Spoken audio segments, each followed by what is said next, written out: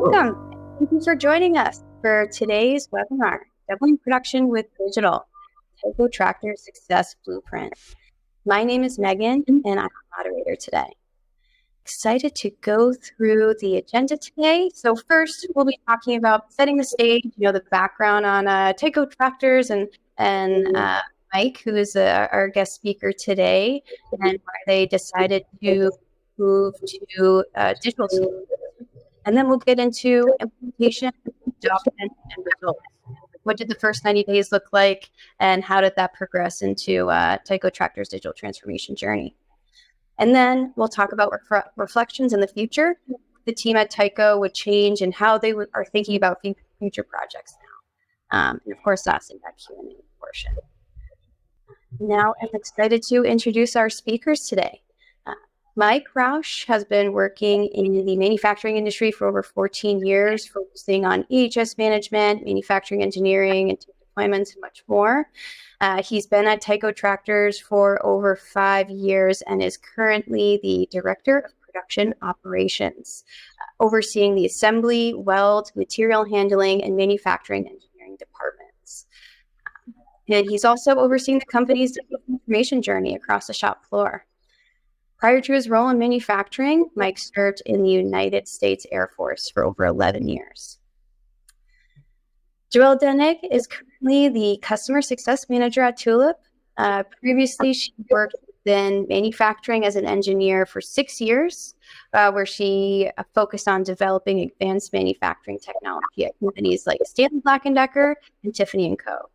She is a Lean Six Sigma Black Belt and works with Tulip customers on leveraging to increase productivity. All right, really excited. Take it away, team. Awesome. Thanks, Megan. All right, so to get started today, we want to kind of set the stage of where Mike is coming from. So Mike, if you want to talk a little bit about what TICO Tractors does, kind of, the baseline of your operations to give folks here kind of the best understanding of where we're at today. Right. TICO is a OEM manufacturer of terminal tractors. We're the only company that builds our own in addition to renting them out. So we have a service side where we rent the tractors out and also manufacture them. So we use that knowledge about the rental fleet to design and improve our own tractors. Annual production at 2,300 units. We're number 2 domestically in the United States. And have over 450 employees, so about 250 in the manufacturing area.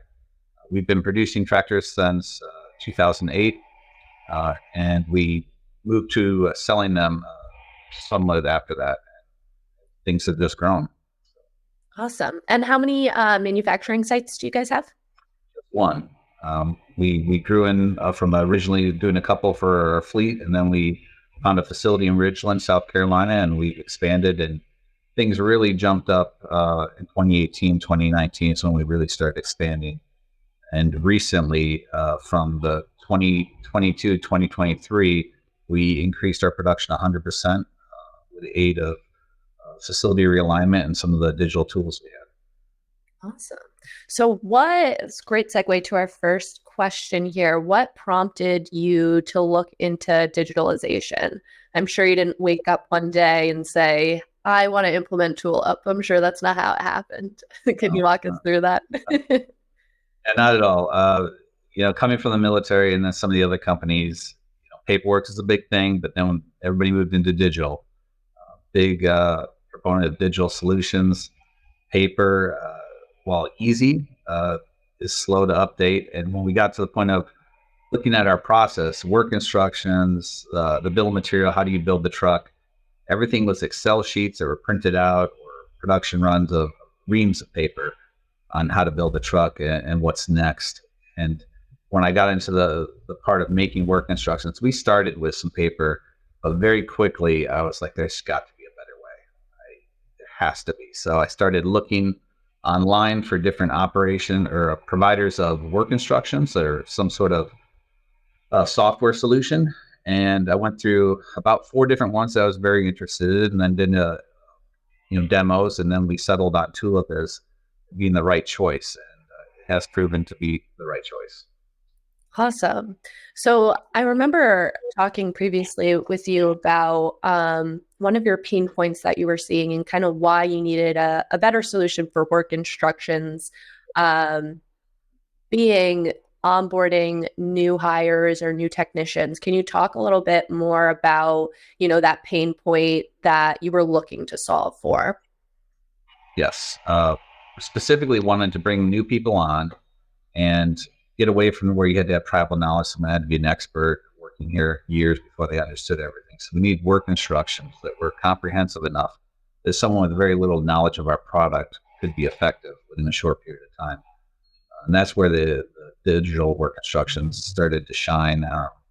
So I wanted to create something that framework of how they could do the job, what correct looks like. And I started, as you can see on the left, with the PDF versions, trying to be digital that way. And then we moved to PowerPoints, and in the effort to get away from paper altogether, because we'd still print those out, even though we digitally created them, still being printed out. And then, of course, defect sheets and all the tracking was all on paper. So the idea was to create something that is easily accessible, that's up to date, that a new person can take and become effective within a couple of days to a week, versus months of on-the-job training. And then one person trains one person, then a new person comes in, and they're training the next person. Before you know it, it's a game of telephone on the right way to do it or the process. So there's a lot of pitfalls to that method, or we call it tribal knowledge.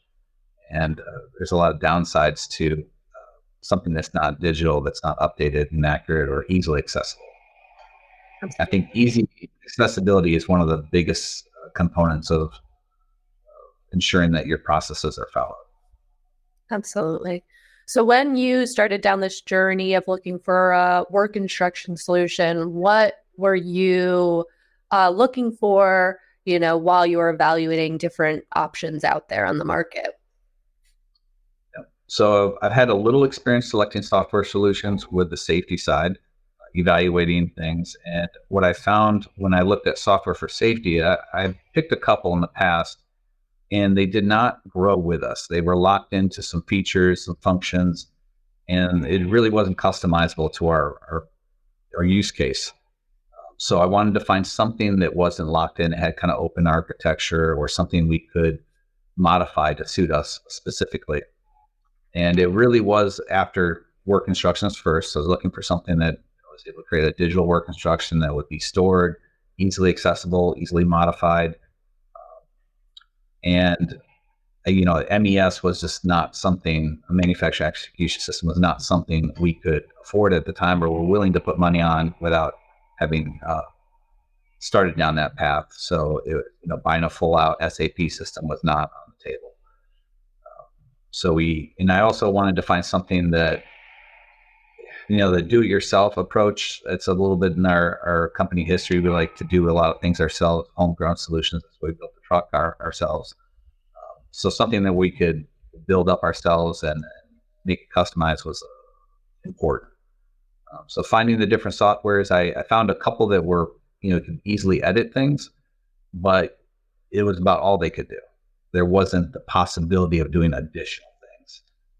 So I was really looking for something that was scalable, that was going to grow with us, and had a low cost point to get started with, so that we could try before fully commit. And that's something that, safety software, it's a pitfall of some of those designs. So when I came to work instructions, I need something that can scale, that can grow, and is customizable. So once you found Tulip, and you determined that it was a good solution for you and your organization to not only solve your work instruction problem with, but to grow, how did that discussion go with leadership? I'm sure there are, some people on our webinar here today that are looking to get that leadership buy-in. How did you go about that to be successful? Well, cost was a factor.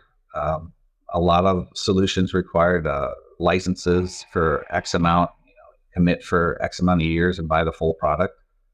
That was a barrier. So one of the advantages was to be able to get our feet wet and go in with a couple licenses and grow. So that was a big advantage with the leadership team. We can try this. It's not going to be terribly expensive. There's a very small use case that I can prove it out on. I'm not investing a ton of time and effort into it. Very scalable. So it was a very good trial run of a software solution for work instructions. And when we started calculating return on investments, my initial calculations, whatever you're trying to solve, quickly became irrelevant when we found all the other things you can do with it. The original work instruction use case was primary, and that was what drove the let's do this. But then the MES functionality that we later developed is what really sold the expansion and going full blown into Tulip. And that's something that we didn't know at the time. It's one of those unknowns that when I was looking for software, I didn't know what I would need in the future, but I came upon it, and I was able to expand into it. So the sell was relatively straightforward. I would say, though, in addition to this was one of the first digital solutions that we were going after in the company since I've been here. So it was a harder sell from turning into a digital versus paper. And this really paved the way for some other things. So it wasn't just, hey, we're going to do work instructions with a software solution, but it's, hey, we're going to use computers on the floor. We had to go buy computers and hardware. So being able to start with 1 or 2 computers, prove that it works, show, hey, it's great over here. That's what really sold it to the top leadership at the time. Awesome. So now we talked about the beginning of your journey. Let's look at, implementation, adoption, results. What did you actually do with the software? Starting off, we know you were starting with work instructions. After that, how did you prioritize projects and kind of identify where else this would be a positive solution for your organization?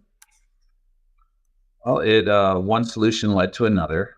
We started with work instructions, and very quickly we wanted to give them parts lists to go along with the work instructions, which led us to finding a way to get a bill of material to be digital and accessible through the work instructions.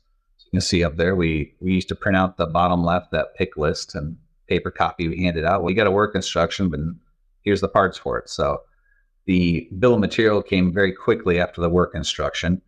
It made sense that they went hand in hand.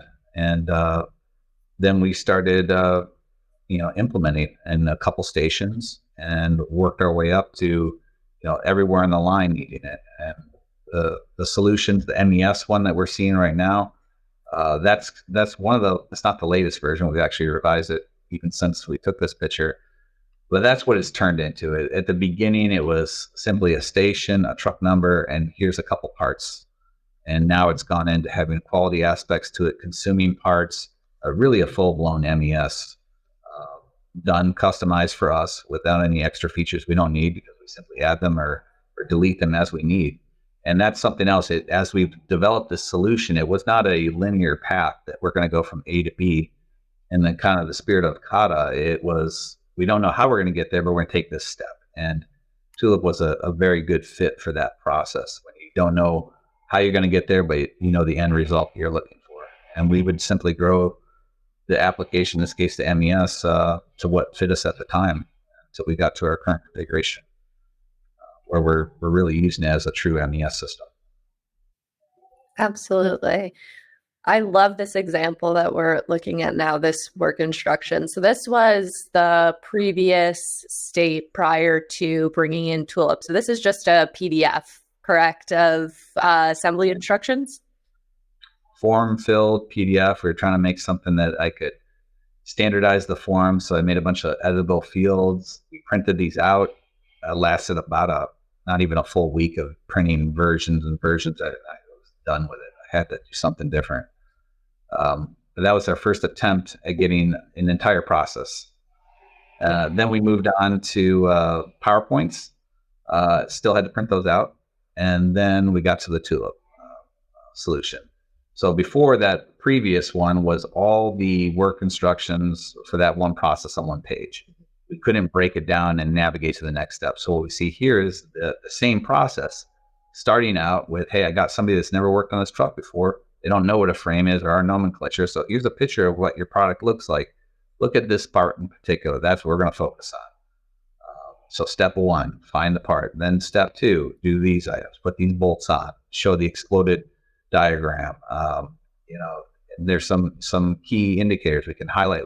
Things flash. You get all the part numbers there. We got some safety aspects to it.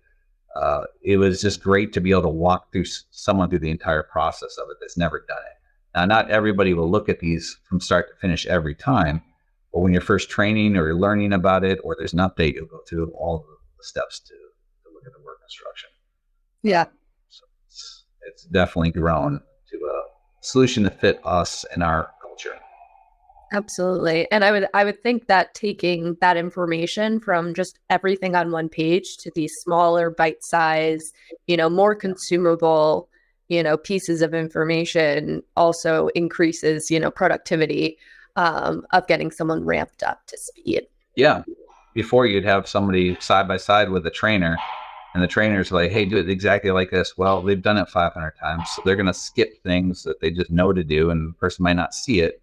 And they miss a whole step because the person just did it quickly. And you're using two people at the same time.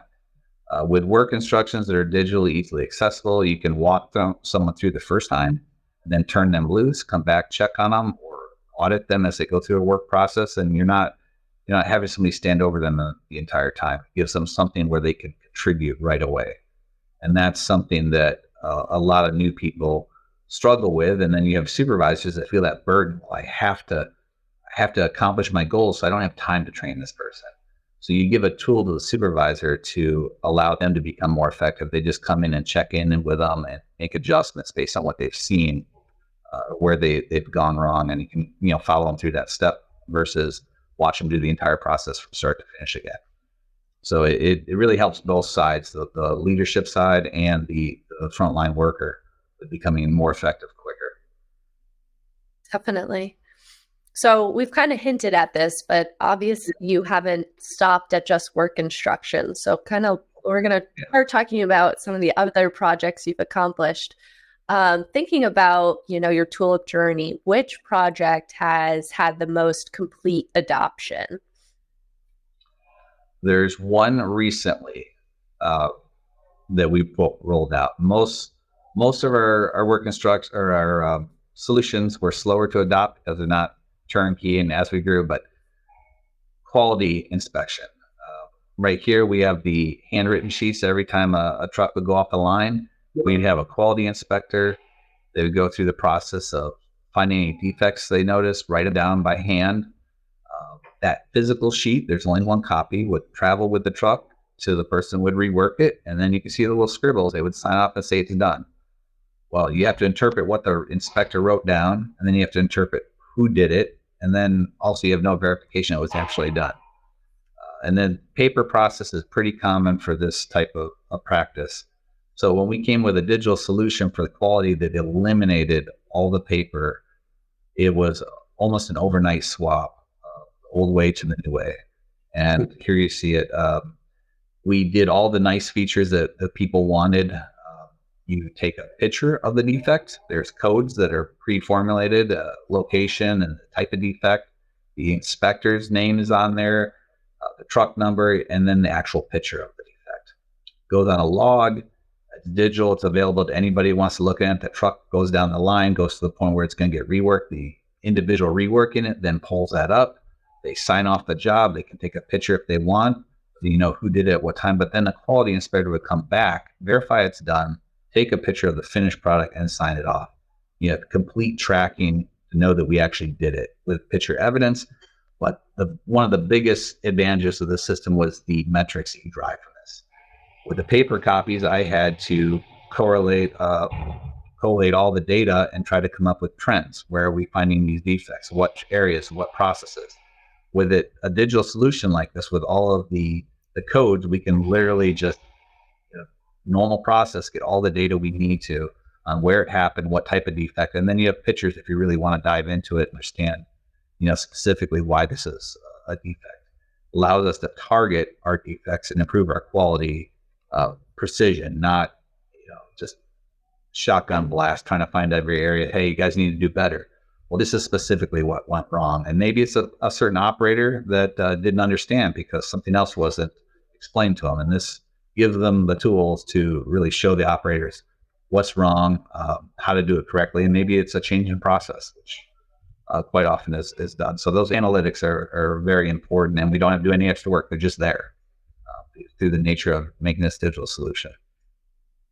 Absolutely. I had the pleasure of coming to your site and seeing firsthand that quality application. And you could tell the team there was super excited. It's a super time saver too on, they don't have to question or identify or think about, is this what the previous operator was referring to? Also, I think one of the biggest feats in this project was, can you give the audience here a timeline of kind of start to finish, kind of how quickly this solution was developed and deployed? Yeah, with a lot of our solutions, we've taken months or longer to develop. This one was something that had on the back burner for a while. And we even looked at some other software solutions for it and trialed those, and those didn't pan out. When I decided in earnest to go after this with the experience we've gained with developing apps, we pretty much made it in a week and tested it out over a weekend and literally deployed it overnight. I mean, it was very easy and quick to roll out. And part of that's the experience we've had with developing the other apps, the MES system and all the other things we were doing. So it was just plug and play all these components and these tools that you already learned how to use. You can really overnight create a solution. Even the analytics were things I had played with before in the past that was just plug and play. And it was probably less than a week of total development time, and not full time. Hour here, hour there, run it out for kind of a beta testing with a couple people, go make a change, run it again, and then complete adoption of the process. And the big sell on that was it made their jobs easier. It eliminated a lot of guesswork and saved time. It was just a win across the board. Awesome. And so that's a great example of like, okay, we have an issue, like we're going to use Tulip or, a digital tool to solve it. But looking at a larger lens to give the audience now kind of a view of kind of this entire journey, because you started in 2020, it's now 2024. Obviously, you're not deploying new applications or use cases, every single week. So let's talk about what did it look like starting with Tulip, those first 3 months, to kind of where your journey led to. Okay. So initially rolling out our first solution was going after work instructions, and then very shortly after, almost in tandem, the bill of material. A lot of that was learning Tulip, but more so on the integration side. We use Epicor and the APIs for that. So learning those processes, setting those pathways up, testing them and running them, that took a long time. And then we started building out those two applications. And then after we made the initial application, wasn't a lot of development going on the actual application side. It was more modifying the back end or working on the APIs, maybe updating work instructions, but not truly new development. And we went probably almost a year before we started looking at our next use case, which was production tracking. A lot of visual management was one of the ways we were attempting to do things. And that involved magnets that we would track our production schedule on. X amount of trucks a day, and you would move magnets from one side to the next side. And we literally had thousands of magnets on whiteboards that spanned an entire room and crossed the wall. And what we were supposed to do is every time we moved a truck, we were supposed to move all the other magnets down. Well, then it turned into once a day. And before you know it, a magnet falls off, or somebody forgets to move a magnet. Somebody has to be doing it almost full time, come back to a war room and go back to the floor, update things. It was another clear opportunity for a digital solution. But once again, a digital solution for production tracking out of the box, you're buying some sort of system that's specifically made for that has a lot of features maybe you don't need or want. So using Tulip to create that next solution made a lot of sense. So that was the next one we went after. And that was probably a couple weeks of manipulation to get it just right. And then it became widely used, allowed all of our senior leadership to check in on progress, where things were. prior to that, you had to walk to the room and see where things were, or emails would go, email chains all over the place. So that was one that the leadership really took advantage of, was the production tracking, and really no additional effort on our part other than developing that app out. Add it to a couple more computers and they're good to go. And then that would then get integrated to some of our, well, that's what really led to our creation of the MES system as a whole. Add in the production tracking and automatic updating of trucks and locations. And then that was static for a while. We worked on a re-layout of our facility on our journey to double our production, starting at a 5 unit a day benchmark and trying to get to 10. And we accomplished that. And without the digital tool, that would have been very difficult. So we basically doubled the size of our assembly line and relayed out about 75% of our facility. And that was a little bit of a pause on work app development for that period of time. And then we got settled into our new footprint last year, early summer. And then we started working on the next applications. And that's when we looked at quality checklists, replacing that process, and other applications. It works very well with Epicor, and there's a lot of use cases that have yet to be fully exploited. Tulip would work for this. It just, we got to pick the right time and go after it. And I would also say that some of our use cases get developed, and then we find later on that maybe we don't need that long term. And that's another nice feature. We can develop an app, use it for a period of time, months, half a year, and then not use it anymore. Just go develop something else that's more applicable to where we're at. With COVID, there were some things that we considered and some things we did. It's not a long-term process for you. So if you had bought a software solution for that, you're tied into this specific item, and you want to use it because you paid for it. It's just not adaptable. So that's how we have been implementing Tulip. Awesome. Yeah, I like this graphic of your timeline here, because it shows, it's not a straight shot, and you prioritize based upon your priorities of the business. So if you need to develop something, that's what you focus on, but otherwise you continuously improve and, keep doing what the business needs. So it's not always just that straight shot trajectory. There's always, different things that are happening, as we go on. Yes, very much so. Awesome.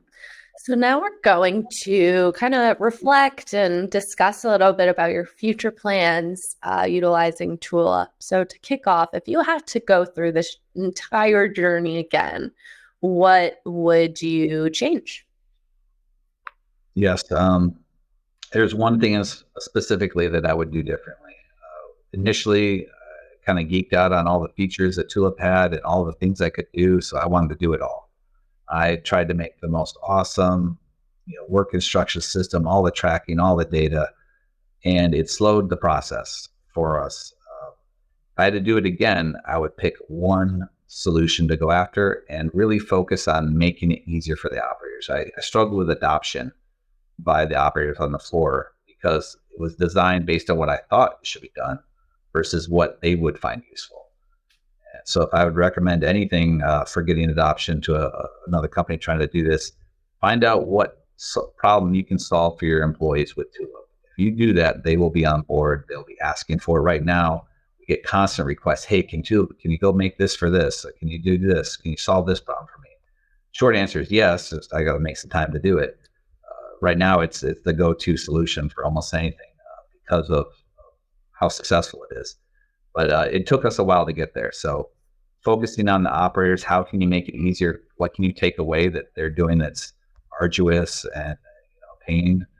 That would be the way to sell it to the team. And you can sell it to the leadership team, but getting it successfully implemented on the floor requires that buy-in from the floor and from the operators. You really need to focus on what their process looks like. What can you do to make their job easier? Absolutely. So what projects are you excited about or working on now? So one of the ones I'm very excited about is the vision cameras. I told you I geeked out about the features of Tulip. Vision's been out there for a little while. have not had the opportunity to fully utilize it. I'm very interested in taking leaps and bounds with our company and getting fully digital. And Vision allows us to potentially track trucks automatically, control, movement of materials, triggers certain items. And one in particular is our fluid fill process. We're getting a full integrated pump system, like a Jiffy Lube, where you pull down a rack and fill the trucks. But we have lots of variations, lots of different trucks, lots of different fluids. So I'm going to have the trucks that you could theoretically put the wrong fluids in or not put a fluid in at all. Well, to control that, how do you solve that problem where they can only put the right fluid in? Well, I can buy something specific, another software solution that works with the pumps that's designed just to control that, doesn't integrate to anything else we have.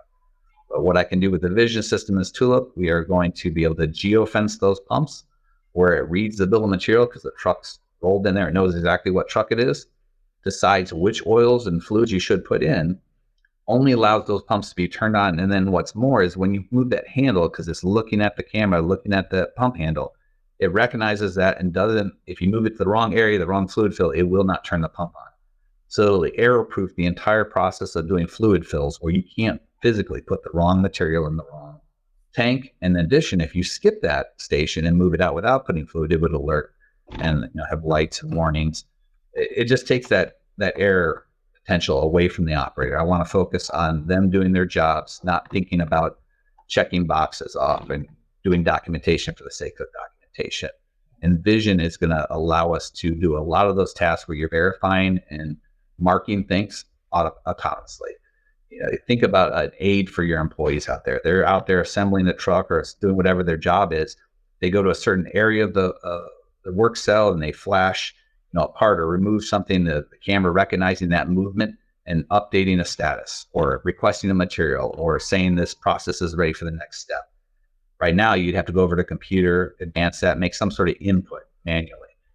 But with their Vision system, implementing it in various areas, we're going to be able to just, by the nature of them doing their job, advance the entire process and all the tracking along with it. Once again, taking another process that the person has to do away from the administrative role away, which will help with airproofing and make their jobs easier, faster, and ultimately more productive. So Vision is my next conquest here for where we can implement solutions. And then with that, IoT devices coupled with Vision start recording torque values and all this data that quality will want. Some of these things you're going to want somebody to verify that you did it correctly. Well, with the Vision system and IoT devices, you don't need a third person or a second person. The machine will watch it and record that data and do that process for you. So if you eliminate another person, another labor you saved on, and then the air checking. I mean, the air proofing is going to be pretty awesome. So, and then another one with Vision, I can just keep going on with Vision. I love it.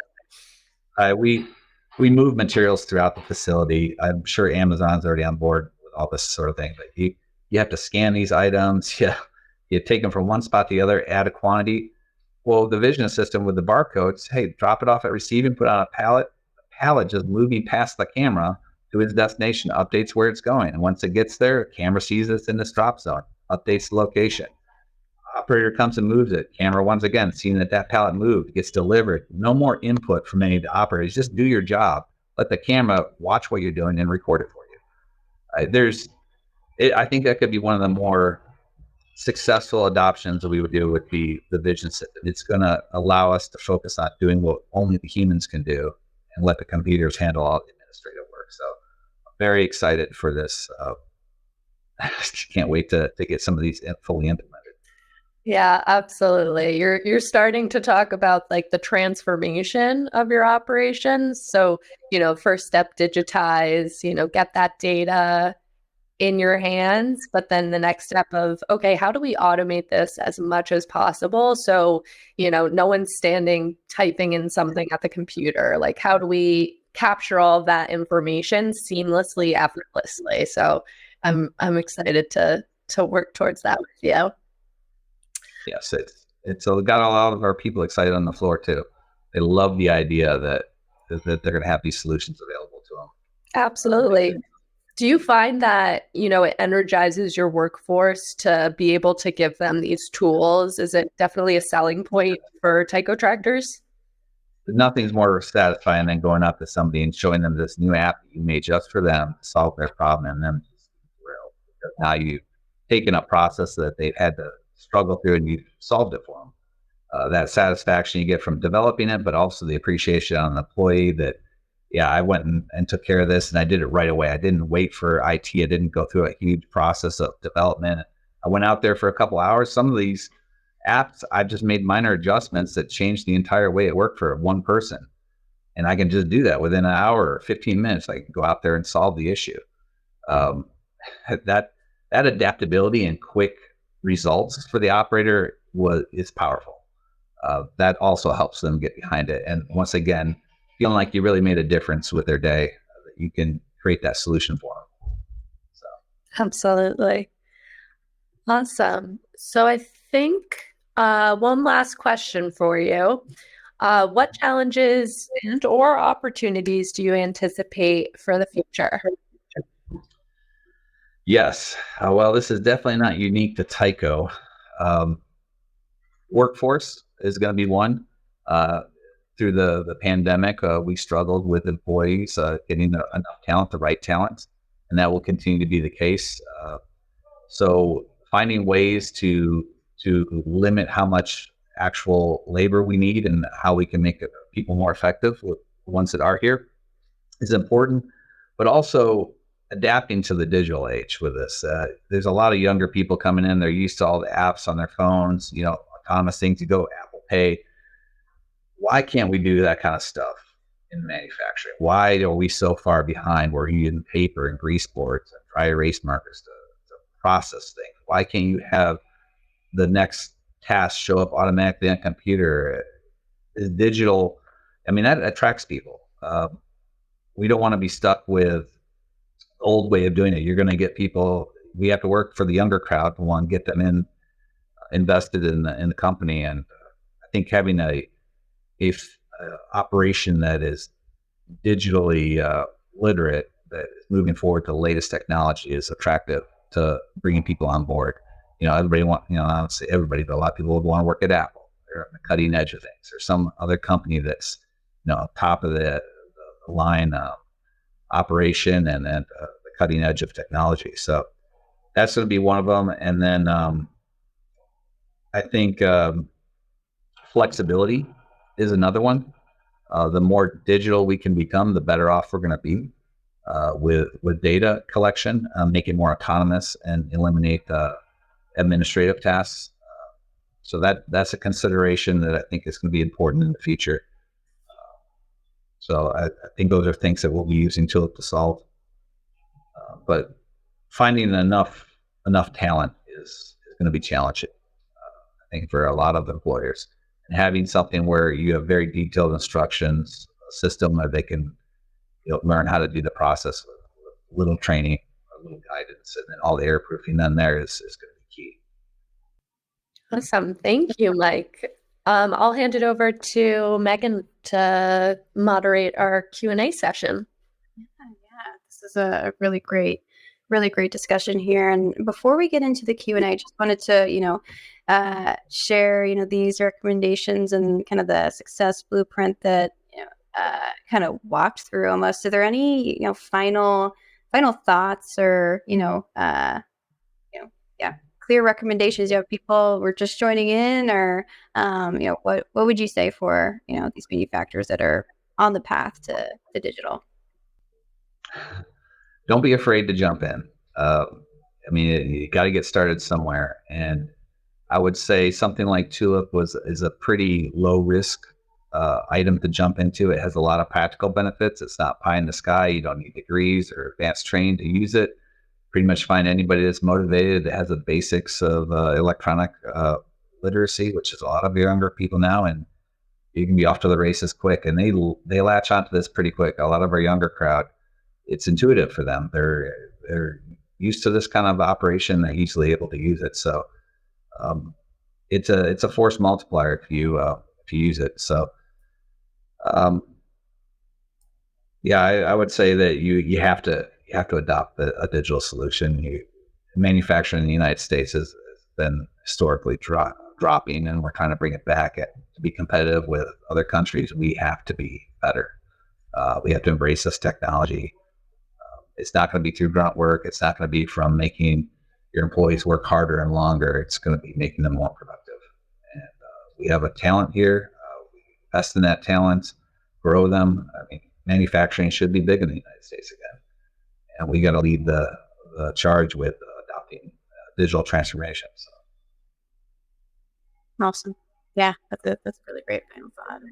A lot of these questions that came through, quite a few, so we'll get right to it. Kind of do focus on IT, roles, and the first one is, what is the size of team that is taking care of those apps, developing the apps, implementing them on the production floor, and then alongside that, are there IT people that develop apps? Yes. So as far as developing apps, pretty much just exclusively the manufacturing engineers and myself. It's not a full-time job. Roughly, if I had to guess for us, I would say it's about 3/4 of a full-time employee has been dedicated to app development and maintenance. Our IT department does not actually develop any apps for the most part. They mainly do the back end for integrations, Epicor and any other integrations we need. And that's a pretty low burden on them. They'll take a trouble ticket every couple of weeks, make us a connector, and then we run with it. So pretty lightweight on our internal IT department. And most of our efforts are by the operators or an ME or, like I said, myself right now. We get in there and make an app. So not a very large team at all. I mean, when you're developing something, you might have 3 people working on something for a couple of days at a time. But then there's nothing for weeks or months other than go make an update. Yeah. Awesome. And then kind of going back to, how Tulip and the digital solution like Tulip improved your operation. So when starting with work instructions, how did you see this impact productivity? Clarification of what you're supposed to do, the tribal knowledge. Prior to this, no work instructions, nothing to tell a person to do it this way or what the right way is. So quality would say it's this way, the operator thinks it's this way. You have people redoing other people's work because they thought it should be this way. Work instructions were key. You have to create that standard. So that was very important to implement. And then I wanted something that was easily updatable. I think if you have to print things out and manually update them, then you're going to be behind the power curve on that. And another question here, are you using the QA data to be able to drive continuous improvement? And have you started using anything further for mistake proofing? Yes, we are using the QA data to drive continuous improvement, specifically taking the data that we get and taking that station's data back to the quality inspector that's in that area. So we have, inspectors that found something wrong later on down our line. They create that data, the analytics, drive back to another person. They don't even have to talk to, but they're looking at all the end results and can drive a solution in place. It's allowing us to target what's truly going wrong, what has the biggest impact, using a Pareto chart to go after our high hitters that have high impact versus, every little thing you see that's wrong or you think is wrong. It is also helping us sift through what is the best way to preference and what is objectively right or wrong. That's something that I think quality, when you have a visual inspection system or a lack of a definite, this is the correct way or wrong way, it creeps in. So being able to separate the two, this is right, this is wrong, here's the paperwork to show it, or here's the area we need to focus on. Get rid of the subjectivity. As far as, what was the second part of that question? And have you started using anything further for mistake proofing? Mistake proofing. Yes. We haven't fully implemented, like from the vision system, we haven't turned that on. But one of the advantages, one of the things we did was, we call them impros, basically. They're sign-offs to say you did something in particular. You sign off a job, you're already taking ownership of it, but we've added certain items in that we want someone to focus on. And it requires an operator to go sign it off and then, verify they did it. But as far as that's not really mistake proofing. The mistake proofing part would be you enter the truck number in, and it only pulls up the bill of material, the parts that are pertinent to that station, that truck. That's helpful with provided they don't have the wrong parts put on the truck. There's some other items from mistake proofing that I haven't fully implemented. I would say serial numbers is maybe one. This one's fully implemented. You used to have to go into our Epicor system and record serial numbers for serialized parts. With the Tulip app, I can prevent them from entering the wrong part, or I can prevent them from selecting a truck that's not available so that they can't erroneously put data in. Before, when they used our Epicor system, they could do all sorts of things. You put in whatever number you wanted to, and you wouldn't get that feedback if it worked or not. Depending on how you design the apps, you can control what data gets pushed forward with filters and requirements. We also have permissions that we put on a lot of our apps so people can do stuff. Not as much as I want to with mistake proofing yet. That's kind of the next thing. A lot of IoT and vision things will be the solution for that. Awesome. I can add a little bit too as well. I think this question is a great highlighter of the fact that sometimes we think, digitization, digital data is just better, but you do have to take it a step further by, utilizing that data to drive continuous improvement initiatives around it. So I think that's, a good highlight there to showcase that, your job's not done once it's all digital. That's just the beginning. Yeah, definitely. Awesome. There's a quick question. We're getting close to time. So I want to make sure we get to as many questions as possible because there are a ton. I know somebody asked about how Tulip connects and integrates with other platforms like ERP and quality systems. I'm going to share the link to our integrations page, but Mike, what integrations and connections do you currently use connect Tulip? Epicor right now for our MRP system. That's mainly the only one I have integrated right now, partly because there's not a lot of other software we're using outside of it. We have some new CAD software that we're looking at switching from SolidWorks to another system, Creo, that I haven't yet checked with integrations yet. I haven't had the opportunity to test those out. Awesome. Great. And then the next question is, Mike, you mentioned CADA.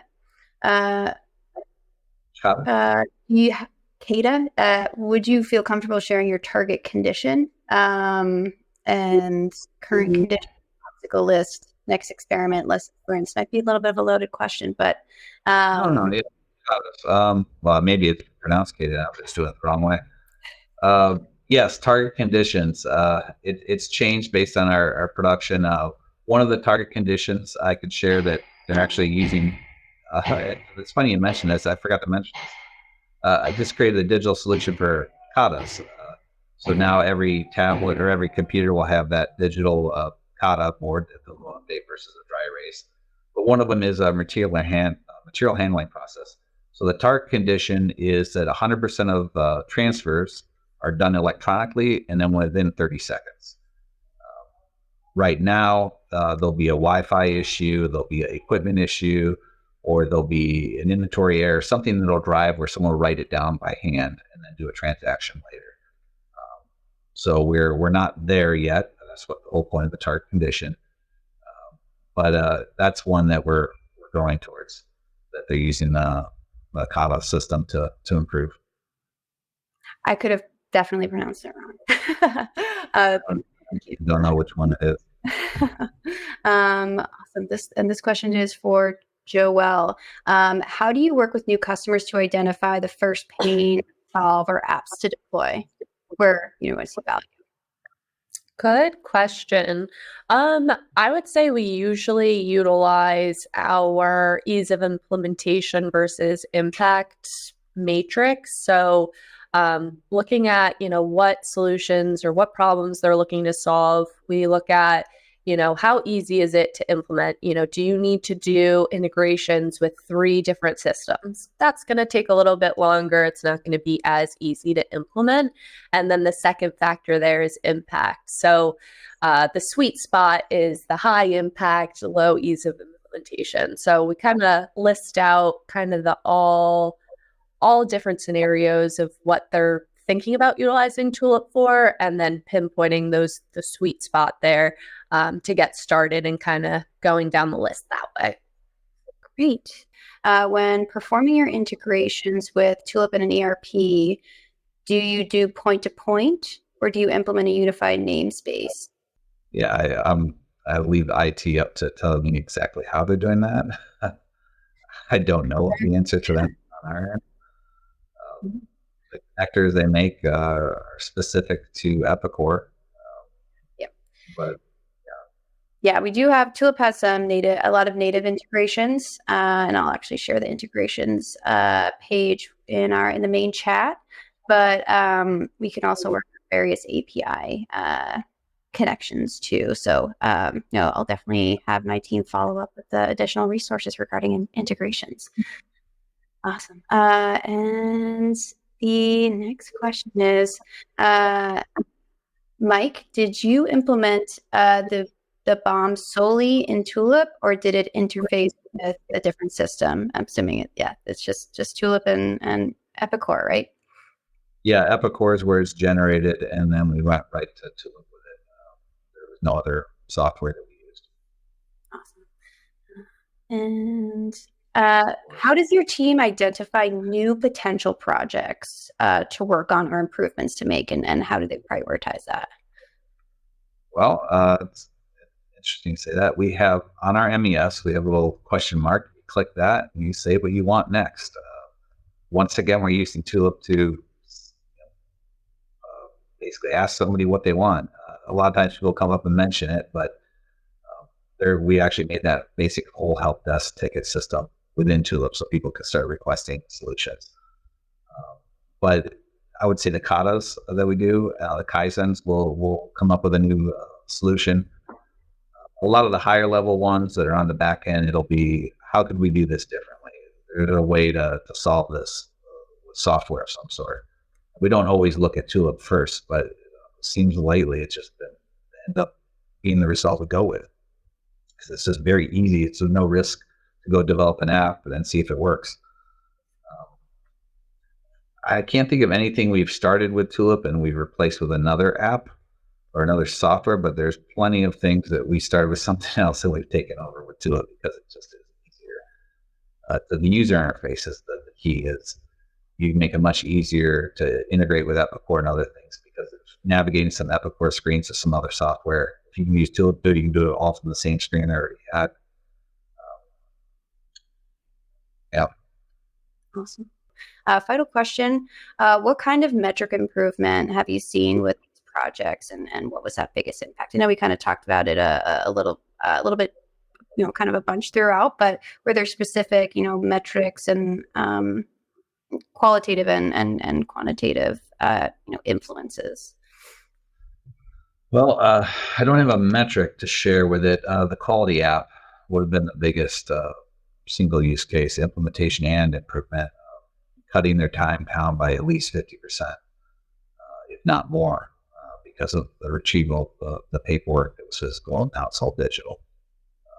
It actually did not add any time to the process. It seems like taking a picture would take longer, but the voice to text is another thing. I think I forget to mention that. They would handwrite stuff. Now they just hit the microphone, speak exactly what the defect is too. So the whole process has dropped probably half the effort, half the amount of time. And multiply that about, I'd say 12 quality inspectors, and then the same number of techs on the other side fixing things. And yeah, it's quite a bit of savings. It hasn't been something I've tracked because it's just in our ramp up from 5 to 10, it's just everything was increasing productivity quickly. Almost couldn't keep pace with the data. Awesome. And kind of alongside that, the the culture is now digital first, right? It's has been really just a shift in the culture. Yeah, that was a kind of an unintended benefit to the success of implementing Tulip led to a lot of other, questions that, hey, if we're going to go solve this, let's start with the software solution versus how can I do it with paper and an Excel spreadsheet. It's changed the whole company. A lot of people are looking for software solutions now instead of going with the old way of doing it. And it's really opened the door to, I would even say software is a solution, the SaaS model. A lot of things you'd want to buy in the traditional sense and have it hosted on site. And the success of Tulip being online all the time, not having downtimes, the customer support made people a little more comfortable with the idea of having a off-site server. So it's opened the doors to some other software solutions for us that aren't necessarily related to what we're doing with it. And it does drive people to look at, hey, can I do this digitally first before I, almost like if you're going to go do it in a paper copy, people are averse to that now. Like, I want to handwrite. I want to do it automatically. I want to talk or speak to it, or how can I take a picture? When you use a pencil and paper, I mean, that's just old technology.